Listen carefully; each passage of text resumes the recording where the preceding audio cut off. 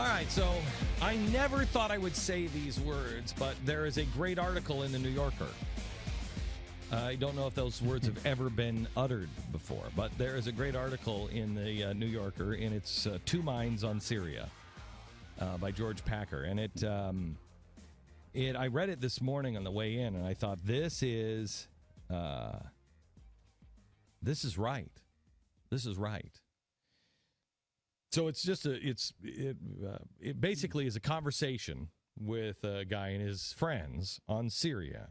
So let me go through this article with you, and you tell me. Now remember, this is the New Yorker magazine, so this is a liberal point of view. Mm-hmm. So it looks like we're going to bomb Assad. Good. Really? Why good? Well, did you see the video of those kids?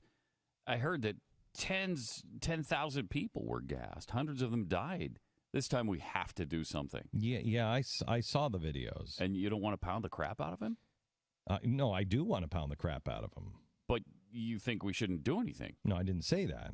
But if you would, just explain to me what we're going to achieve by the bombing. Well, we're going to let Assad know that chemical weapons are over the line. There's a reason they've been illegal since Verdun or whatever. Okay, except that Saddam used them against the Kurds, and we knew, and we didn't say a word on that. Well, is that a reason to let Assad use them against his people? Well, I mean, at this point, I don't think Assad is too worried about the Geneva Convention. Well, he should have to think hard before using them again. He's a bloody dictator. He's fighting for his survival. He's going to do whatever he has to do. He wants to live. Not if we really hurt him. Not if we pound his communication centers, his Air Force bases, key government installations. He'll be more likely to survive if he doesn't use chemical weapons. Okay, killing civilians while we're at it. Well, I mean, these would be very specific targets. The wrong people always get killed. Maybe, probably. But if you're a Syrian being bombed by Assad every day, trying to keep your head down and your family alive, wouldn't you want the world to respond, even if a few more people die? I think so. Okay, well, that would be easy for you to say. Hey, can we not personalize this? Weren't you just saying that I was the one who didn't care about children dying? I mean, so what you're saying is you want us to get involved in their civil war. Yeah, I'm not saying that. But that's what we'll be doing, intervening on the rebel side, tipping the balance in their favor. Not necessarily. We'll be drawing a line that says dictators don't get to use WMDs without consequences. Okay, you can't bomb targets on one side of a civil war without helping out the other side. It would be very temporary. We'd send Assad a clear message, and then we'd step back. Okay, let him go on fighting. Stop for a second.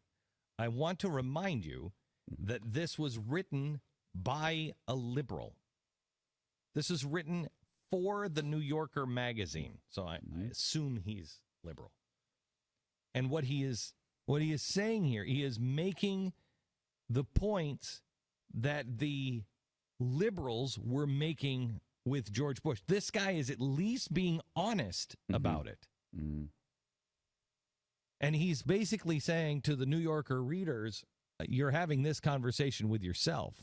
Maybe you should have it out loud. So we sent Assad a clear message, and then we'd step back and let them go on fighting. I mean, we're not getting involved any deeper than that, because I know that what you're going to say. No, the rebels are a bunch of infighting, disorganized jihadist thugs, and we can't trust any of them. I'm not saying we should. Yeah, right. And so what you want to do is go in, and what do we do if Assad retaliates against Israel or Turkey, or if he uses nerve gas somewhere else? Well, then we hit him again. And so it escalates. Not if we restrict it to cruise missiles and airstrikes. Okay, so now you're scaring me. Have you forgotten what you said in Iraq? Not for a single minute. Okay, my point is you can't restrict it. You can't use force for limited goals.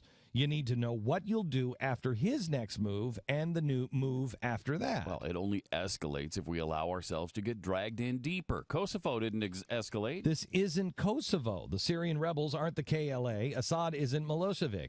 Putin isn't Yeltsin. This is far worse. Kosovo became a UN protectorate. That's not going to happen in Syria. You think Putin is going to risk a military confrontation with the U.S. and Europe? I don't think Russia's going to let Assad go down either. Neither is Iran or Hezbollah, so they will escalate.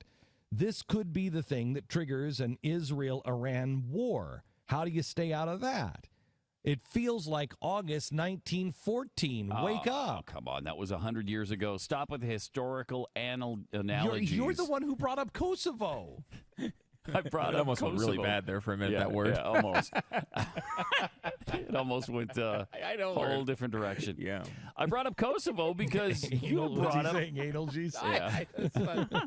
I wasn't going to say it. All right. I brought up Kosovo because you brought up Iraq. That's the problem with these arguments. Iraq, Vietnam, Valley Forge, Agincourt. People resort to analogies so they don't have to think about the matter at hand. What have you been reading? What have Really you says been a lot, reading? doesn't it? It doesn't. That's because they don't know anything about the matter at hand. That's why they keep bringing up the past, because they don't know anything about the matter at hand. I know what I saw in those videos. And thank goodness that the president doesn't make foreign policy that way. He knows what he doesn't know about Syria. He's always thinking a few steps ahead. He's not going to get steamrolled by John McCain or Anderson Cooper. At a certain point, caution is another word for indecisiveness. The president looks weak or worse, indifferent. Anyway, he should have thought ahead when he called chemical weapons a red line. He set that trap a year ago, and now we're in it. So why does it have to be a trap? Because our credibility is on the line. Oh, thank you, Dr. Kissinger. See, that's another thing people do in these arguments. What? You sound like so-and-so. It shouldn't matter who else is on your side. I mean, you're in bed with Rand Paul. Anyway, credibility matters even if Kissinger said so.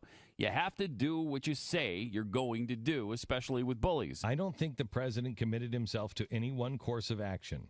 But if he does bomb them, we're involved in that war. And I sure hope his advisors have thought that all the way through and the potential consequences better than you have. Inaction has consequences, too. Assad gasses more people. The death toll hits 200,000. The weapons get into Hezbollah's hands. Iran moves ahead with its nuclear program. The Syrian rebels disintegrate and turn to international terrorism. The whole region goes up in sectarian flames. And how does firing cruise missiles at Damascus prevent any of this? Well, it doesn't. But look, all of this is already happening with us sitting out. If we put a gun to Assad's head, we might be able to have more influence over the outcome. At least we could prevent him from winning. A violent stalemate. How wonderful for the Syrians. Some people think that's the best solution for us. Oh, I'm not saying that. So what are you saying? I don't know. I had it worked out in my head until we started talking. But we need to do something this time. No, not just do something. All right, not just do something. But could you do me a favor? What is that? While you're doing nothing, could you please be unhappy about it? I am. This is the real conversation that America is having. He just, I think, captured in the last line, I am. What I felt with Egypt. I didn't want Mubarak. I don't want the jails and the prisons with Mubarak. But I knew if you go and destabilize that, Mubarak is there for a reason. Because these dictators, the same thing could be said for Saddam Hussein. And it is unfortunate. But if you don't have these dictators, these brutal thugs that will quash the Muslim extremists, then that's what you're going to have all throughout the region. And you're going to have chaos. What we just read here from the New Yorker was a really honest assessment of what all the points are. And usually you wouldn't get that kind of honesty from the New Yorker. I think that, or anybody in New York, I think that the key here on this is that all Americans, if they're engaged, are feeling the same thing. Mm-hmm. This isn't right. And you this remember, isn't right.